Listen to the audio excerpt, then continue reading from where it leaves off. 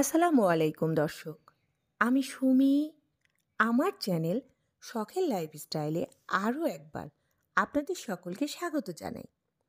কাছে কিংবা দূরে, দেশ কিংবা দেশের বাহিরে, যে যেখান থেকে আমার এই ভিডিওটি দেখছেন, আশা করছি আল্লাহর অশেষ রহমতে ভালো আছেন, সুস্থ আছেন। আলহামদুলিল্লাহ, আমরাও ভালো আছি। তো দর্শক, দেখতেই পাচ্ছেন আমি আপনাদের সামনে নিয়ে হাজির হয়েছি রাখাইন পল্লীর যে পোশাক আশাক পাওয়া যায় রাখাইনদের তৈরি, সেগুলো নিয়ে। এখানকার পোশাকগুলো খুবই ভালো, খুবই সুন্দর, দেখার মতো জিনিস আর কি। তা আমি ঘুরে ঘুরে দেখছিলাম আর আমার আপু ভাইয়াদের জন্য একটুখানি ভিডিও করে নিচ্ছিলাম। তো সত্য কথা বলতে আমাদের উচিত দেশীয় পণ্য কিনে ধন্য হওয়া, কারণ দেশের তৈরি জিনিস এর তো তুলনাই হয় না। তারপর চলে আসলাম, এই যে দেখুন, এই রাখাইনদেরই তৈরি কিছু কসমেটিক, কিছু দুল, কানের দুল, হাতের চুড়ি, মানে যা কিছু পাওয়া যায় সব ধরনের আইটেম, রাবার ব্যান্ড থেকে শুরু করে অনেক কিছু। আর এই যে চন্দনের কিছু জিনিস, এই যে আমি আপনাদেরকে দেখিয়ে দিচ্ছি, এগুলোর কিন্তু বেশি প্রাইস না, খুব কমের মধ্যেই তারা রেখেছে। তারপর সেখান থেকে বের হয়ে আমরা চলে গেলাম বৌদ্ধদের একটি স্থানে, যেখানে গিয়ে আমরা দেখতে পেলাম মিষ্টি পানির কুয়া নামে একটি জায়গা। মিষ্টি পানির কুয়াটার কাছে আমরা এগিয়ে যাচ্ছি, আপনারা দেখতে পাচ্ছেন। এখানে এই যে দেওয়ালের সাথে সাইনবোর্ড করে লাগিয়ে দেওয়া আছে, এটা নাকি মিষ্টি পানির কুয়া। তো দেখলাম কুয়াটা, কিন্তু কুয়াটা দেখে মনে হলো যে এটা অনেক বহু বছরের পুরাতন, তো এই জন্য এর নিচে পানিটা একদম নিচে নেমে গেছে। এই যে দেখুন, আপনাদের সাথে শেয়ার করছি। তো আমি মনে করি যে এই সব জিনিসগুলো আমাদের উচিত খুব ভালোভাবে সংরক্ষণ করা, যাতে আগামী প্রজন্ম এই জিনিসগুলো, এই ঐতিহ্যগুলো দেখতে পারে, ইতিহাস সম্পর্কে জানতে পারে। তারপর সেখান থেকে বের হয়ে এই যে একটু একটু করে আমি এর আশেপাশের দৃশ্যগুলো আপনাদের সাথে শেয়ার করছি। এটা যেহেতু বৌদ্ধদের স্থান, তাই বৌদ্ধরা এখানে একটি বৌদ্ধ মন্দিরও আছে, সেটাও আপনাদের সাথে শেয়ার করব। আর এই অপরূপ সুন্দর জায়গায় যে আমার খুবই ভালো লেগেছে। আর এই রাখাইন পল্লীতে যেতে আপনাদের ভাড়া লাগবে, ওই ভ্যান গাড়িতে আমরা গিয়েছিলাম, আমরা 6 জন এক ভ্যানে গিয়েছি, আমাদের ভাড়া লেগেছে 500 টাকা। আর এটাই ওখানকার নিয়ম যে এক ভ্যানে 6 জন যেতে পারবে, আর 6 জন গেলে 500 টাকা ভাড়া নেবে। আর আপনারা যারা ওখানে যেতে ইচ্ছুক, তাদের যদি জানা থাকে তাহলে আপনাদের জন্য অনেক উপকার হবে, আর আপনাদেরকে বেশি টেনশন করতে হবে না যে ঠকে গেলাম, এই ভয়টাও থাকবে না। আর এই যে দেখুন, বৌদ্ধ মন্দিরের ভেতরে আমি প্রবেশ করেছি। এখানে বৌদ্ধদের বিশাল বড় আকারের একটি মূর্তি আছে, আর এই যে ফ্লোরে একটি কার্পেট দেওয়া দেখুন। আর তারপরে ধীরে ধীরে এই যে ছোট্ট একটি মূর্তি, তার উপরে বড় একটি মূর্তি। আমি আপনাদের জন্য এটা ভিডিও করে নিয়ে এসেছি, এখন একটু জুম করে দেখিয়ে দিচ্ছি, যেহেতু অনেক বড় ছিল। আমি জানি না এটা কার ছবি, তবে আপনাদের সাথে শেয়ার করার জন্য আর কি তুলে নিয়ে এসেছি একটু ভিডিও করে, আমি আপনাদের সাথে দেখিয়ে দিচ্ছি। এই যে দেখুন, এখন আমি ওই পাশে যেয়ে পিছন সাইডটুকু আপনাদের সাথে শেয়ার করব। এটা তৈরি করতে নিশ্চয়ই দক্ষ কারিগরের প্রয়োজন হয়েছে, এত সুন্দর করে নিখুঁত করে তৈরি করেছে। তো আসলে বাংলাদেশের গর্ব, আমাদের দেশের গর্ব এই সাগরকন্যা কুয়াকাটা। এই কুয়াকাটায় আছে অনেক কিছু দেখার মতো, জানার মতো, যা আমরা ওখানে না গেলে, স্বচক্ষে না দেখলে বুঝতে পারবো না, দেখতে পারবো না। তাই আজ আমি আপনাদের সাথে করে নিয়ে ঘুরছি এবং এর বিষয়ে বিস্তারিত বলতে চাচ্ছি। এবার চলে আসলাম আসল কুয়াটার কাছে, যে কুয়াটার নাম অনুসারে এই কুয়াকাটার নামকরণ হয়েছে। আর এই পানির কুয়াটা 1784 সালে আদিবাসী রাখাইনরা খাবার পানির জন্য এই কুয়াটা খনন করে, আর বর্তমানে এই কুয়াটার নাম অনুসারে কুয়াকাটার নাম রাখা হয়েছে।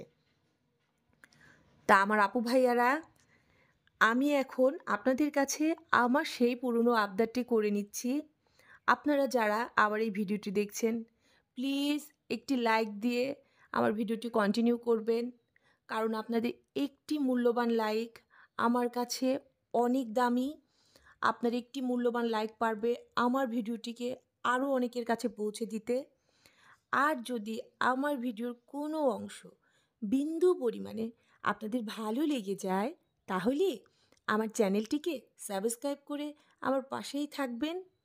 আর আমার যেসব আপু ভাইয়ারা অলরেডি এই কাজটি করে নিয়েছেন, আপনাদের সবাইকে জানাই অসংখ্য ধন্যবাদ।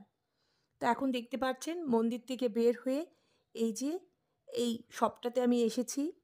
এখানেও তাদের তৈরি খুব সুন্দর সুন্দর জিনিস আছে, যেমন ঝিনুকের দুল, শামুকের তৈরি দুল, এই যে চুড়িগুলো কাঠের তৈরি, মানে প্রত্যেকটি জিনিস অসাধারণ জিনিস। আমাদের উচিত এইসব জিনিস, এইসব পণ্য কেনা, কারণ এতে মিশে আছে আমাদের মতো শত শত মানুষের ভালোবাসা, তাদের নিজের হাতের তৈরি জিনিস। তাদের প্রতি শ্রদ্ধা রেখে আমাদের উচিত এগুলো ক্রয় করা। ওই যে প্রবাদে আছে, দেশীয় পণ্য কিনে হন ধন্য, তো সত্যি তাই। তা এখন চলে আসলাম খাবার খেতে। তো এই যে দেখতে পাচ্ছেন আমি 2টা রূপচাঁদা ফিশ নিয়েছি আর নিয়েছি শুটকি ভর্তা। কারণ সমুদ্র পাড়ে এসেছি আর রূপচাঁদা ভাজি খাবো না তা কি হয়? রূপচাঁদা ভাজি আমার কাছে খুবই ভালো লেগেছে, তাই আপনাদের ভাইয়া আমাকে 2টো দিয়েছে যে তুমি 2টো খাও। সাথে গরুর গোস্তও ছিল, তা আমি গরুর গোস্ত খাইনি। আমি খেয়েছি শুটকি মাছের ভর্তা আর খেয়েছি রূপচাঁদা ফ্রাই। কারণ এটা দিয়ে ভাত খেতে আমার খুবই ভালো লেগেছে। সাথে তো ডাউল ছিল, দেখতেই পেলেন। ডাউলটাও আমি খেয়েছি, ডাউল দিয়েই মূলত মাছ ভাজিটা দিয়ে ভাত খেয়েছি, খুবই মজা লেগেছে। আর এখন খাওয়া দাওয়ার পর আমরা চলে যাচ্ছি বিচে। বিচে যেতে কি কার না ভালো লাগে বলুন? এসেছি সমুদ্র পাড়ে, আর সমুদ্রের কাছে থাকবো না? তা এখন এই বিচ দিয়ে আমরা চলে যাচ্ছি। আর এই যে দেখতে পাচ্ছেন এই যে শুটকি দেখা যাচ্ছে মাছ, এগুলো কিন্তু শুটকি না। প্রথমে কিন্তু আমি ভয় পেয়ে গিয়েছিলাম যে হয়তোবা এগুলো বাজারে বিক্রি হয়। তো পরে জানতে পারলাম না, এগুলো যখন তারা মাছ ধরার পর বেঁচে যায়, আগাছা টাইপের মাছ থাকে, ফেলে দেওয়া মাছগুলো, সেগুলো তারা এইভাবে এখানে দিয়ে রাখে। আর এটা শুকিয়ে গেলে তারা মাছের খাবার হিসাবে পুনরায় এটি ব্যবহার করে। আর এই যে দেখতে পাচ্ছেন জায়গায় জায়গায় এগুলো আছে। তো সেটা একটু ভালো করে আপনাদের সাথে শেয়ার করলাম। আর এখন আমরা আমাদের হোটেল থেকে চলে যাচ্ছি শুটকিপল্লীতে। এই শুটকিপল্লীতে গেলে আমরা দেখতে পাবো ঝাউবন, তিনমোহনা নদীর, তারপর দেখব লেবুর চর, সব কিছুই একই রাস্তায়। এই যে দেখছেন ভ্যান গাড়ি, আমরা এই ভ্যান গাড়িতে করেই যাচ্ছি। কারণ এই ভ্যান গাড়িগুলো এখানকার যাওয়ার মূলত বাহন। আর এই যানবাহনগুলোতে গেলে আপনাকে বেশি ভাড়াও দিতে হবে না। এখন দেখছেন এই যে শুটকি মাছ, প্রথমে শুটকিপল্লীতে ঢুকেছি। এত শুটকি মাছ, এত শুটকি মাছ আপুরা কি আর বলবো। প্রত্যেকটি শুটকি মাছ মানে দেখে লোভ লাগছিল। আর এই যে দেখুন কত বড় বড় শুটকি, আমি ভালো করে আপনাদেরকে দেখিয়ে দিচ্ছি যে এত বড় বড় শুটকি মাছ। আর যেদিকে যাই শুধু শুটকির সুঘ্রাণ আর সুঘ্রাণ। যেহেতু শুটকি আমার খুবই প্রিয়, খুবই প্রিয়। আমি জানি আমার অনেক আপু ভাইয়াদেরও শুটকি মাছ খুবই প্রিয়, তারা খুব লাইক করে শুটকি মাছ, তা আমিও নিয়ে নিচ্ছি। আর এই যে দেখুন এই শুটকি মাছগুলো তো আমি দেখে অবাক যে এত মজার শুটকি ওগুলো। আর এই চিংড়িগুলোর কথা তো বললামই না। তা আমিও শুটকি নিয়েছি, কী শুটকি কিনেছি আপনাদের সাথে অবশ্যই শেয়ার করব। আর এখানে কিন্তু শুটকি মাছের অত প্রাইসও না, শুটকি মাছের প্রাইসও সাধ্যের মধ্যে বলতে পারি। অত বেশিও বলবো না, আবার কমও বলবো না, সাধ্যের মধ্যে।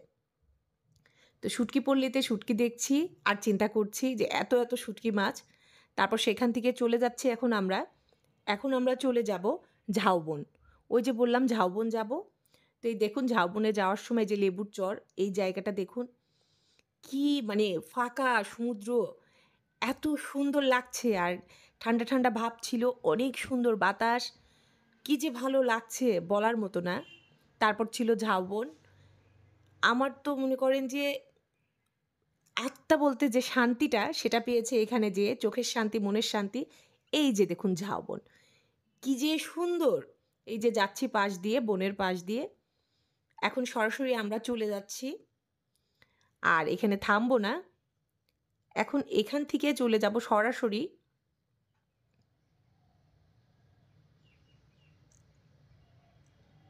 আর সবাই একসাথে গেলে খুব আনন্দ হয়। এই যে এখান থেকে সরাসরি চলে এসেছি খাবারের জায়গায়। এখানে মূলত এই যে বারবিকিউ বা ফিশ ফ্রাই, এই ধরনের আইটেম, যেমন কাঁকড়া, যেমন গ্রিল করে দেয় আমাদের এখানে মাছগুলো ওই রকম করা। এগুলো একদম আপনার সামনে আপনাকে ফ্রাই করে দিবে, বারবিকিউ করে দিবে, আপনি যেটা চান। তা আমার এখানে সব মাছ কাঁকড়া আমি দেখছিলাম। তা আমরা এখানে নিয়েছিলাম, আমি তো কাঁকড়া খাই না, সবাই কাঁকড়া নিয়েছিল। তা আমরা কোরাল ফিশটা দেখছিলাম যে কোরাল ফিশটা নিব। আর এইখানে দেখলাম যে শাপলা পাতার মাছটা। এই মাছটা কি অদ্ভুত না? কিন্তু যারা খায় তাদের কাছে খুব মজা লাগে। না আমার তো দেখেই কেমন লাগছিল। আমি তো এগুলো কখনো মানে যা দেখেছি এই টিভিতেই দেখেছি। এইগুলো মনে করেন কখনো স্বচক্ষে দেখি নেই, খাওয়া তো দূরের কথা।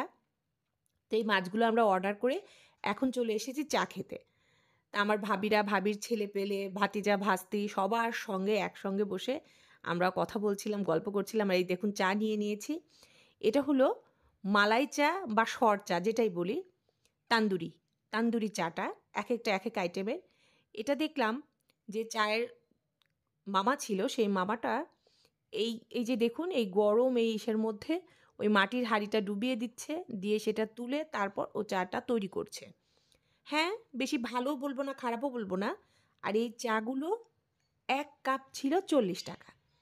মোটামুটি ছিল, যেহেতু ঠান্ডার মধ্যে খেয়েছি, কিন্তু আহামরি অতটা ভালো ছিল না। তারপরে আমরা আবার চলে আসলাম শুটকিপল্লীতে। এখন ফাইনালি শুটকি মাছ আমরা সবাই কেনা শুরু করলাম, কারণ আমরা যাওয়ার সময় দেখে গিয়েছিলাম। আর এখন আসার সময় নিয়ে আসছি। কারণ যাওয়ার সময় যদি কিনে নিতাম তাহলে ওই নিয়ে ঘুরতে একটু কষ্ট হতো। তাই এখন আমরা কিনে নিচ্ছি। কিনে নিয়ে সরাসরি মানে আর কোথায় যাব সেগুলো আপনাদের সাথে শেয়ার করছি। তো আমার আপু ভাইয়ারা যারা এখানে বেড়াতে যাবেন তারা অবশ্যই এই গুরুত্বপূর্ণ তথ্যগুলো জেনে যাবেন, আপনাদের জন্য খুবই উপকার হবে। রাখাইন পল্লীতে ভাড়া কত লাগে আমি বলে দিয়েছি, আর এখানে কোন কোন জায়গা দেখার মতো তাও বলেছি। আপনি বৌদ্ধ মন্দির, মিষ্টি পানির কুয়া, বৌদ্ধদের স্থান ঘুরিয়ে দেখাবে, সব কিছু মিলে আপনার কত টাকা ভাড়া লাগবে সেটাও বলেছি। আর আমাদের হোটেল ছিল তাজওয়ার প্যালেস, ওখান থেকে সি বিচ যেতে মাত্র ১০ টাকা করে জনপ্রতি ভাড়া ছিল। তো এখন আমরা চলে এসেছি। তো এতক্ষণ আমার ভিডিওটি দেখার জন্য সবাইকে ধন্যবাদ। আপনারা সবাই ভালো থাকবেন। আসসালামু আলাইকুম।